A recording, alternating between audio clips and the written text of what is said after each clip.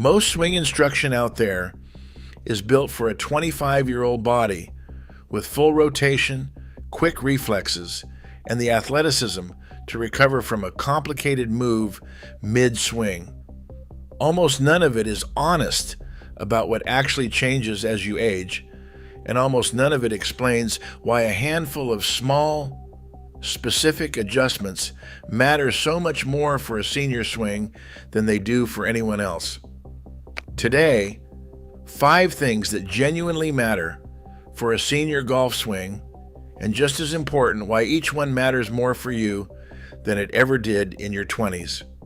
Quick thing before we start, everything I know about what to buy and what to avoid, matched to your handicap and swing speed, plus my fitting system and my negotiating playbook, is in the ebooks at honestgolfreport.com. Links below. I won't bring it up again. Number 5, the grip. And here's what nobody explains about why this matters more as you age. Hold the club more in your fingers than in your palm, angled across the hand rather than laid straight across it, roughly at a 45-degree angle before you close your fingers around it. A palm-heavy grip demands more raw hand strength to control the club through impact, and grip strength is one of the most common physical changes that comes with age, whether from arthritis, reduced circulation, or simply years of wear on the joints. Holding the club more in the fingers gives you leverage and control through the design of the grip itself.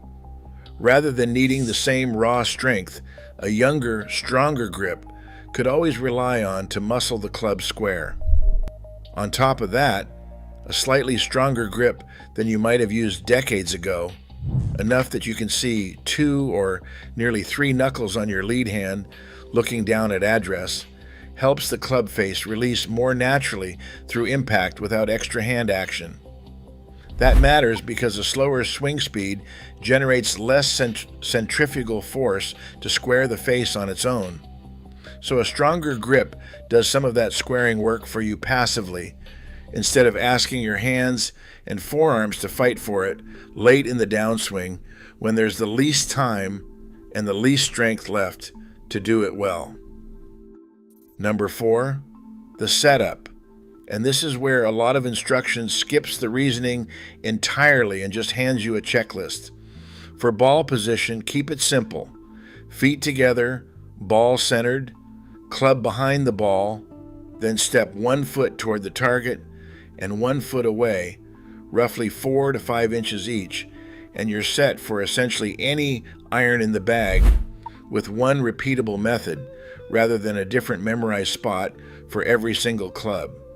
That matters more as you age, simply because fewer moving parts in your pre-shot routine means fewer things that can go wrong under pressure, and fewer decisions to second-guess standing over the ball.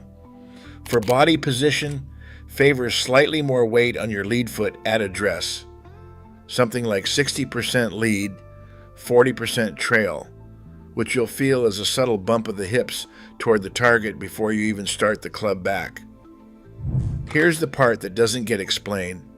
Starting with weight already favoring your lead side reduces how much weight you actually have to transfer during the swing itself.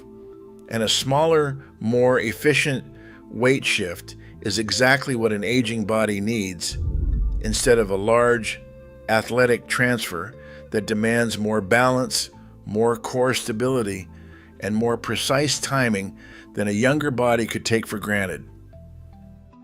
Number 3, the backswing. And the honest truth is that most instruction overcomplicates this badly for a senior swing specifically, loading you up with checkpoints for your wrist angle, your shoulder turn, your hip resistance, all at once. A single, simple thought works better than a checklist of positions to hit every time for every golfer, but especially for a senior swing. Picture the logo on your glove and simply feel it moving away from the target as you take the club back. That's the entire thought.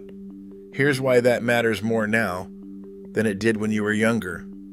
Complex, multi-part swing thoughts require more working memory and coordination to execute consistently under the pressure of an actual shot on the course, not the range, and both of those get measurably harder with age, regardless of how much you practice or how sharp you still feel in daily life.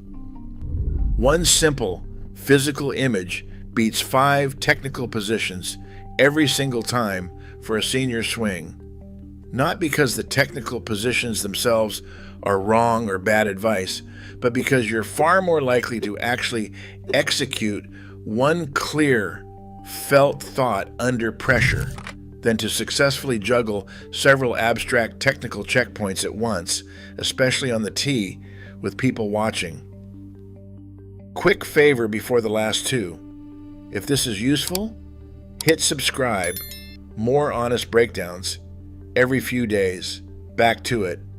Number 2, the pressure shift, which you'll feel more as a weight shift than anything technical or complicated. Starting from that 60-40 lead foot favored setup, let your weight move toward your trail foot early in the backswing, then return it forward through impact. The same fundamental motion behind throwing a ball, swinging a tennis racket, or any other athletic motion that generates real power from the ground up rather than from the arms alone. This is the real engine of the swing, more than any arm or hand action ever will be, and it matters enormously for a senior swing because it generates real clubhead speed through weight transfer and sequencing rather than through raw rotational flexibility or muscle strength, both of which tend to decline with age, whether you like it or not, and no amount of stretching fully reverses. A senior swing that relies on hip and shoulder flexibility alone to create power is fighting a losing battle against the body's own natural changes over time. A senior swing that generates power through weight shift and timing instead is working with what the body still does well at any age, which is shift weight and sequence a motion, even when it can no longer turn as far or as fast as it once could. Number 1, and this is the tip nobody explains the real value of. Finish your swing with your knees touching, weight fully forward, and your trail foot up on its toe, holding that position rather than letting it collapse the instant the ball is struck. Watch any golfer or any athlete in any sport who makes the motion look effortless, and you'll see this same balanced, complete finish every single time, no exceptions. Here's what almost nobody tells you. A balanced finish isn't just a style point or a look-good habit for the cameras. It's essentially a physical proof that everything before it happened correctly, in the right order, at the right time. If your weight didn't transfer properly, if your sequencing was off, if you hung back on your trail side even slightly, you simply cannot hold that finish. So your own body gives you honest, immediate feedback on every single swing right there on the course without needing a launch monitor, a lesson, or anyone else to tell you something went wrong. There's a real secondary benefit here too, worth naming directly rather than leaving unsaid. Practicing a genuinely balanced finish is also practicing balance itself as a physical skill, and balance is one of the physical capacities that quietly matters more for overall health and fall prevention as we age, well beyond anything it does for your golf swing specifically. Every rehearsed, held finish on the range is also a small investment in the kind of stability that matters walking downstairs or across uneven ground. Here's a simple drill that ties all of this together, one I'd actually recommend rehearsing at home without a ball first, so the feeling has time to settle in before you take it anywhere near a golf course. Start in your setup with that 60-40 weight favoring your lead foot. Rock your weight right to your trail foot, then left to your lead foot a few times, slow and continuous, feeling the rhythm of it rather than thinking about any single position along the way. Then step into a shot and repeat the same right-left motion, just a touch quicker this time, letting the weight shift, lead the swing, instead of your hands or arms trying to do the work on their own. That's the real senior swing, explained with the reasoning. Most instruction leaves out entirely. None of this requires more flexibility than you have today, and none of it asks your body to do something it's naturally losing with age.